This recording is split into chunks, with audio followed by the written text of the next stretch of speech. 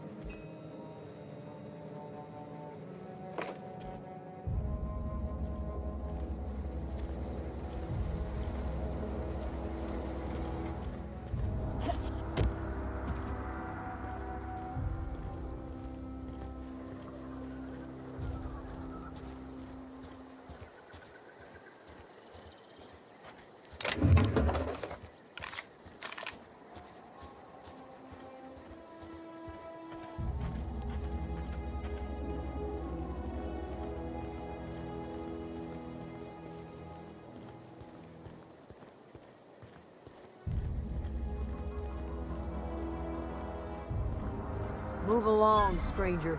We don't want any trouble. I don't know you. Whatever you're looking for, it ain't here. Move along. Armed strangers wandering into my camp for one. Some of my camp wandering out for another.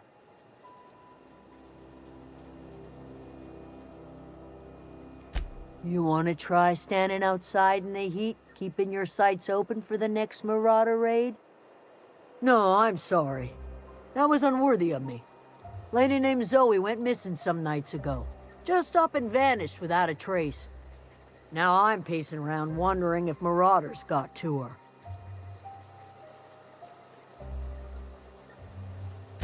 It's not like Zoe to go wandering. Figured she might be out scavenging, but that ain't exactly her talent. Can't imagine where she's gone. Vale's a wide place. She could be anywhere. Could do without the gallows humor. Over in the hothouse, tending crop. I'll tell you what I can. Vex me. If she told anybody, they ain't telling me. I'd check her room, but I got yelled at for snooping once already. Little ways ago. She was always obsessing over her serial dramas. Wanted to see what the fuss was about. Could be. Dangers aplenty out there. No telling why Marauders would steal somebody like Zoe. Got no useful skills far as I could tell.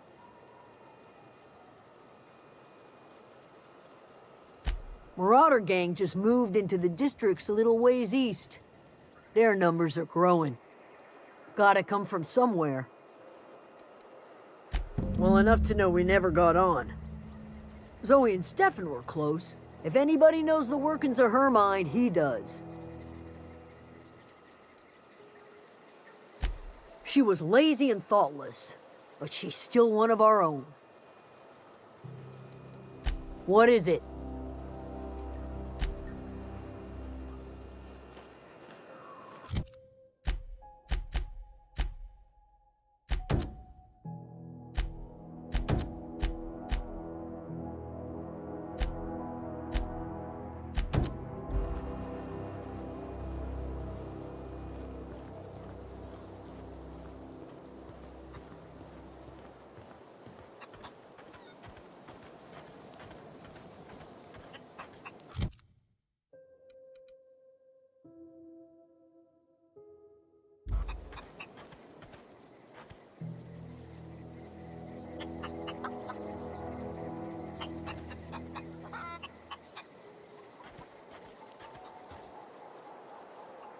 You hungry? We got canid ribs, canid flank, canid snout too. Something I can help you with? You mean Zoe? Yeah, we were pretty close.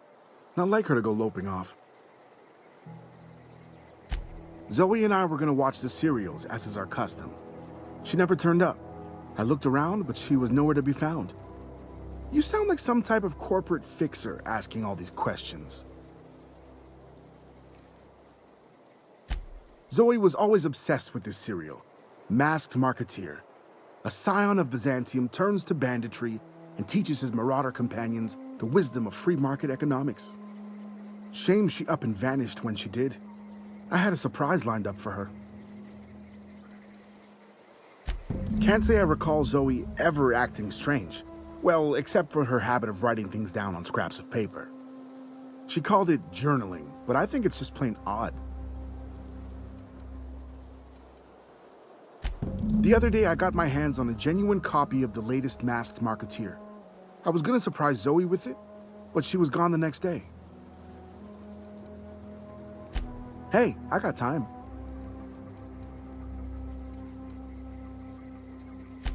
I'll help if I can.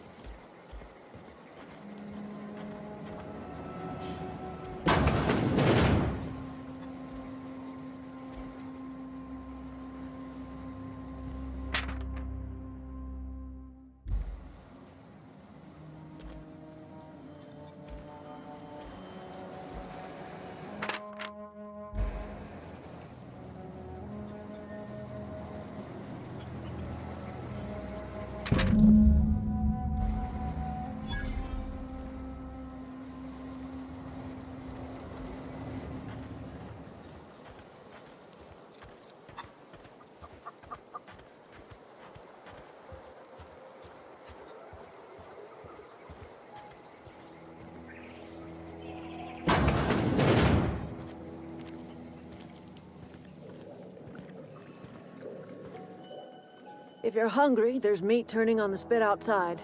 If you're bearing illness, find a place to lay your head down and I'll fetch you a poultice.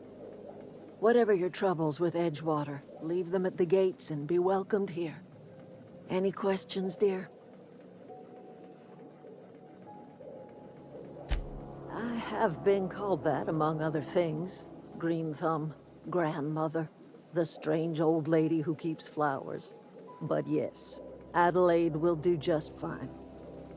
Excuse me, Miss McDevitt? Sorry, it's just... You got such pretty trees in here. Why, thank you. You're Robert's girl, aren't you? I remember when you were but a sprout. Thomas speaks of you often. Are you staying long? You should try some of my tobaccorn tea. I brew it in an old spittoon, but it's been cleaned. No, dear. The garden belongs to us all. Life is the gift of the universe, and the universe yields its bounty equally, absent of prejudice.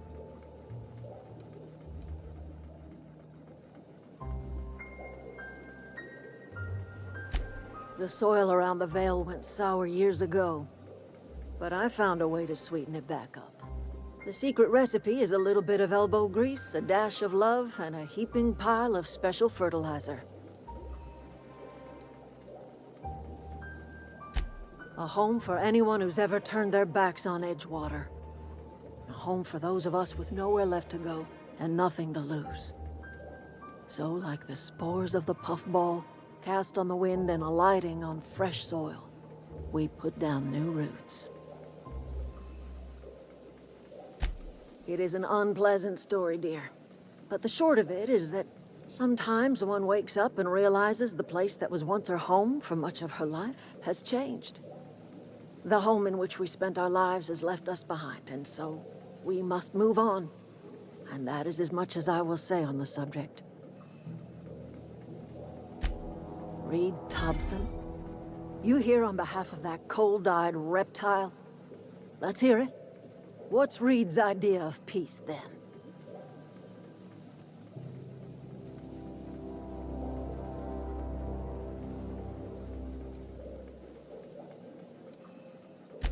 Like everything else that comes out of Edgewater, that peace offering is canned.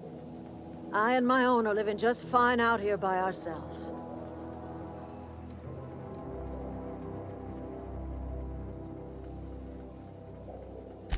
He would do such a thing.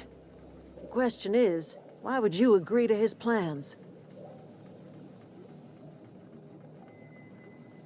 Cannery's got a regulator. You want ship parts, you ought to rip them out of the cannery's guts and leave us be. If you're going down to the plant, you should divert power away from Edgewater and toward our end of the grid. Think about it. You'd be liberating an entire town from a lifetime of service to that odious cannery. Seems the sort of thing a hero would do. You've seen that miserable excuse for a town with your own lamps. Hollowed-out workers laboring their lives away at the cannery, living off whatever scraps Spacer's choice throws them. You know that's true, don't you, Ms. Holcomb? Your father died of overwork. His heart gave out.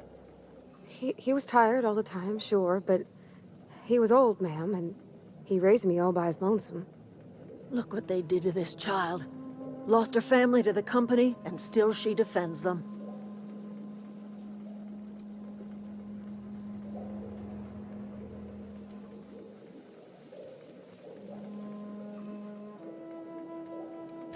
Life in Edgewater grinds to a halt. The cannery shuts down, workers desert in droves, and our own little camp grows and thrives.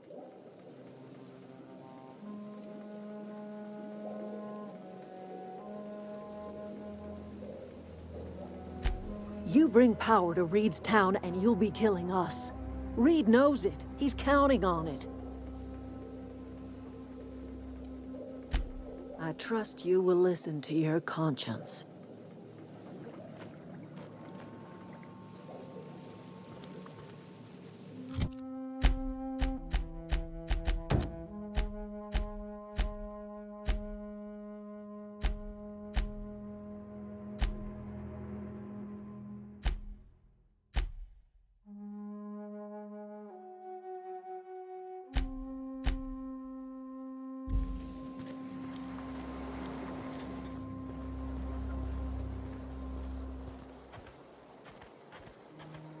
Oh, that's Thomas. He used to follow me around before he left the cannery.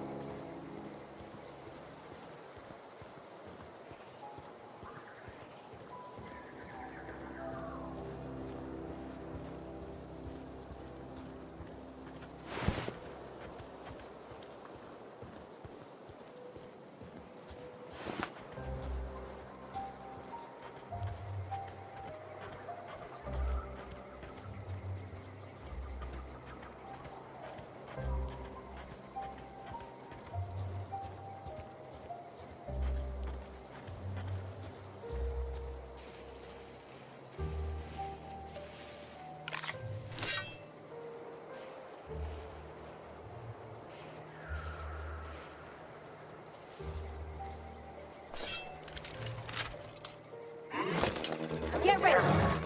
Attack! Nice one!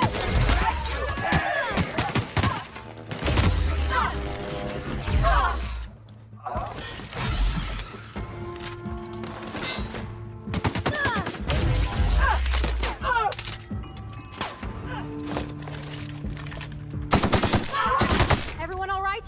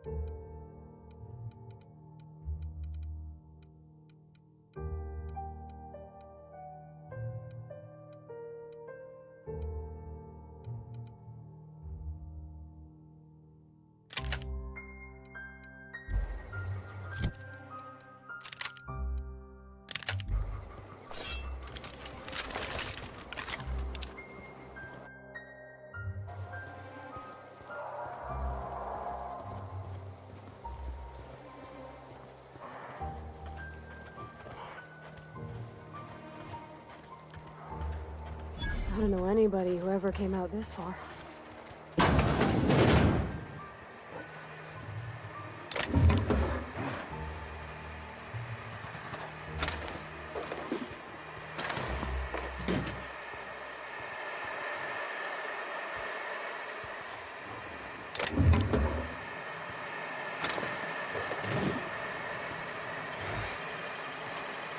That was quick.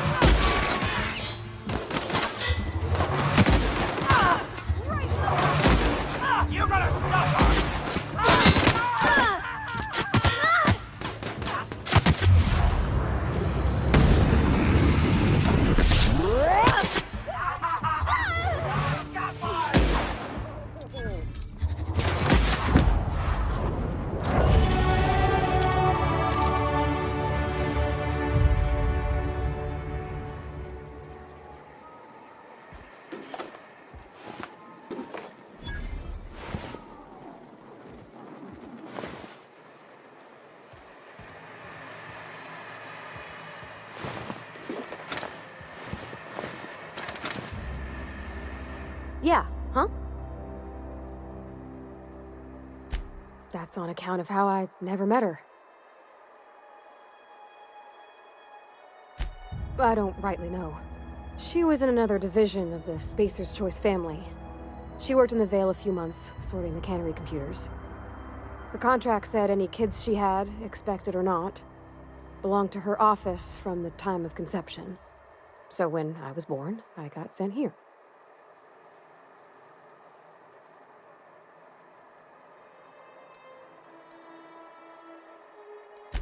It's sensible. Dad just fixed machines. She did some kind of crazy math, high-level stuff. Better to raise me on his time than hers.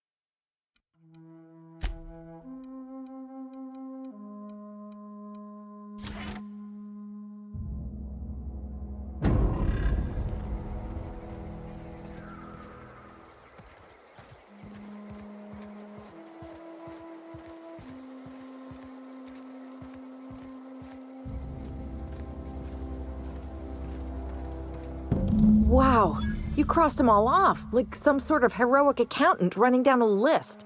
Teach me your ways. What, you mean Adelaide's little congregation of nature-loving nobodies? I could not possibly be less interested in them. You, on the other hand, you were a sight to behold. If I had half your skills, I'd be the greatest outlaw the coast has ever seen.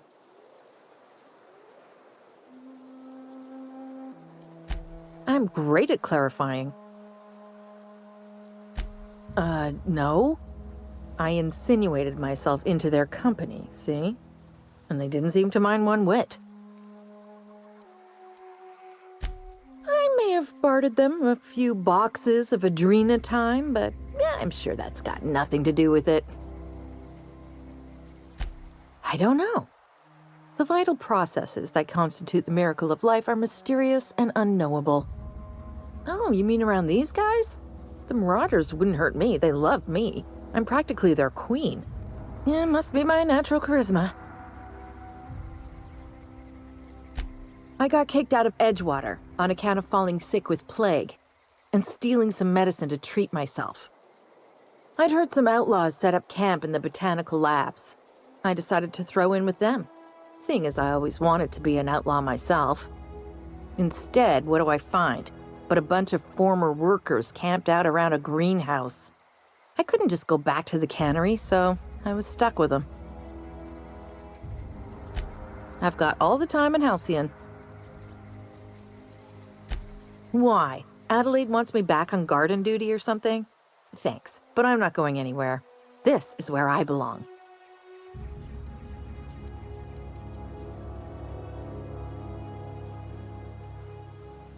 I doubt that. Nobody in that camp really cared about me.